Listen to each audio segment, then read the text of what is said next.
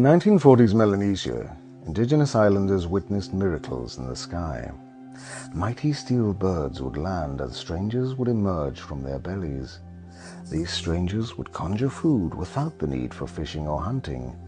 They would speak to each other through magical boxes and summon yet more wonders towards them. For the local population, these were not men, but gods. Gods in a living, incarnate form in front of them. And like gods, rightly or wrongly, they would be worshipped. Sulphur Bay, Tanna Island, Vanuatu. Historically, the native Melanesian inhabitants derived from the Proto-Oceanic people of the Lapita were isolated and distrustful of outsiders. They lived a typically agrarian lifestyle, subsisting on fish and fruit, and worshipped ancient ancestral deities like Karaperamon, whom they believed resided amongst the island's volcanic mountains. The advance of time paid no heed to their insular paradise, though, and the first Europeans arrived in 1605. First the Portuguese under famed explorer Pedro Fernandez de Quiros, then the Spanish, and the British, all looking to fill their cups from the bountiful flowing riches of the islands. Copra or coconut oil plantations were soon formed, and the local populace was inevitably subjugated and enslaved. Successive empires visited and plundered the natural assets, with the revered British Navy's Captain James Cook renaming the islands the New Hebrides, and Captain William Bligh and his infamous vessel HMS Bounty stopping by in 1787 to stock up on breadfruit. The first Christian missionaries arrived on the islands in the first part of the 19th century, mainly Polynesian converts. They did not last long. By the middle of the 1800s, though, Christian missions to the island had become more frequent, and Protestant and Catholic denominational churches began to emerge. And by the 1880s, as France and Britain carved the archipelago up between them, the native population became stricken by Westerners' religion, industry, and also their diseases. Influenza, smallpox, and dysentery were just some of the unwanted visitors that accompanied the Occidental incursion. Traditional Melanesian herbal medicines were no match for the ravages of these unknown plagues, leading many to believe that both the old god and the new one being espoused by so many foreign preachers were weak and impotent. Unwittingly, the ground was being made fertile for yet more novel deities to bloom. Step forward one John Frum. Who was he? What was he? The answers are as complex and uncertain as the figure himself. As U.S. Navy personnel began to show up on the islands in the 1930s, it is thought that one or more of these sailors and airmen introduced themselves to the natives as John from America or John from New York, and the pidgin English title for these visitors was formed, John Frum. Most likely being based on a real person or persons, John Frum seemed to blend seamlessly both the missionary Christian teachings and the local legends. John Frum was seen as a benevolent figure who brought with him exotic and wondrous gifts, meat and fish in strange metal shells known as tins, sticks with fire coming from the end of them which were known as rifles, hurling projectiles known as bullets.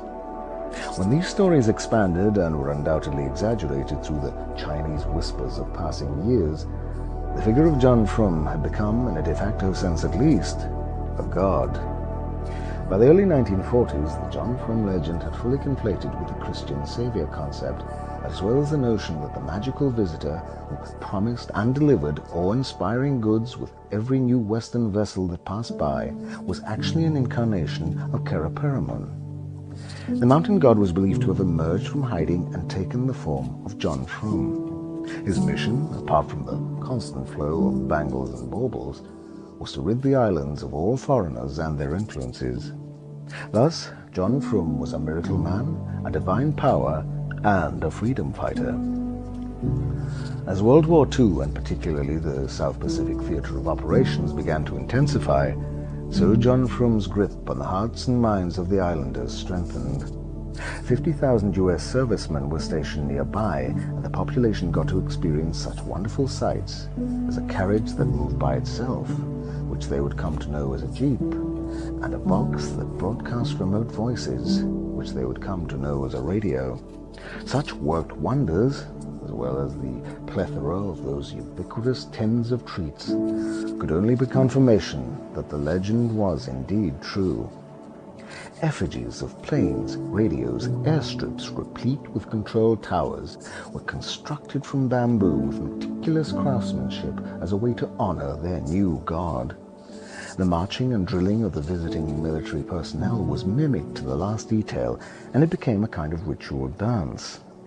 Indeed, almost every aspect of the behavior of the visitors was observed, imitated, and worked into a religious ceremony. On Tanna Island, military-style parades became a kind of equivalent of a sun dance, to pray that the boats and planes and their coveted cargo kept coming. As early as 1941, the John Frum phenomenon had reached something of a frenzy. The origin story had evolved into several individual stories, each slightly nuanced. One of which was that Karaperamon had fled to a strange and distant land known as South America, and had returned as a white man who would lead the resistance against the Western influence and free the islands from the colonials forever. When celebrated British natural historian David Attenborough arrived on the islands for a TV documentary in 1960, he was told by locals of his resemblance to John Frum. "He got white face, he tall man, he from South America," he was told. Another version of the legend went that John Frum had manifested into human form as a result of spirit visions induced by the indigenous kava plant, notorious for its hallucinogenic properties. An elder relayed a dream that Karaperamon, or Frum, had been reincarnated in the bowels of Mount Yasser as a talking cat. But one thing all these variations had in common was that John Frum was to be their savior. The plantations, schools, villages, as well as the very concept of money, were abandoned, much to the chagrin of the colonial rulers, as the islanders moved inland into the jungles. Local customs, as they were known, were resurrected, and traditional feasts and dances became commonplace. Ironically, the goods and equipment that had beguiled them in the first place were now rejected in favor of the self-determination movement. The colonial powers and their leadership under district agents, as they were known, did not take kindly to this insurrection and sought to crush it wherever it arose. A local man named Neliag, claiming to be John Frum himself and King of America no less, was arrested and exiled along with a cadre of close acolytes before too many numbers got behind him. But each time the legend would change shape, evolve, and continue. February 15th would become known as John Frum Day, celebrated with the same sanctity that Christmas was by Christians, with ceremonial dances, mock military drills, and body-painted uniforms. John Frum was not only a religious figure, but in essence a patron saint, symbolizing the islanders' national and cultural identity. In the post-war years, the John Frum movement continued to adapt to the modern world. The movement developed its own political party named Nagriamel, a conjoining of two indigenous plants. And the push for independence became inevitable. The islanders became more politicized, and a new political affiliation and factions began to form. With this, and the development of international commerce, the fascination with imported goods waned, but the customs created by cargo cults remained. In 1957, a local man named Nekomaha formed the Tanna Army, a ritualistic ceremonial society dedicated to preserving the John Frum returning savior legend. To this day, they conduct their colorful mock military rituals every February 15th. Vanuatu was finally declared an independent nation on July 30, 1980. And as the sun set on the British and French colonial hold on the islands, so did the more mystical elements of the John Frum cargo cult movement, but they did not disappear. Indeed, they remain an indelible part of the customs and traditions of the nation, with Nagriamel President Chief Isaac Wan Nikau declaring in 2007 that John Frum is, quote, "our God, our Jesus, and of his steadfast belief that he would one day return. What is at the heart of the cargo cult story? What does it say about humanity? Essentially, the emergence of the cargo cult was really just an extension of the big man concept, which has always existed in the region. The big man was a protector, a provider, a leader, and he often proved himself worthy of tribal obedience by his ability to, in essence, deliver the goods. Faith in John Frum would, from the islanders' perspective, deliver the goods. And it lasted long enough to gain a permanent foothold in Melanesian culture.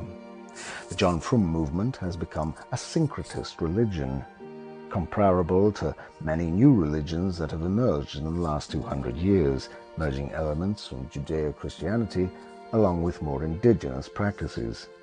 And like all religions, they were branched off sects that took on lives of their own, some millenarian in nature, some more modern and forward-thinking.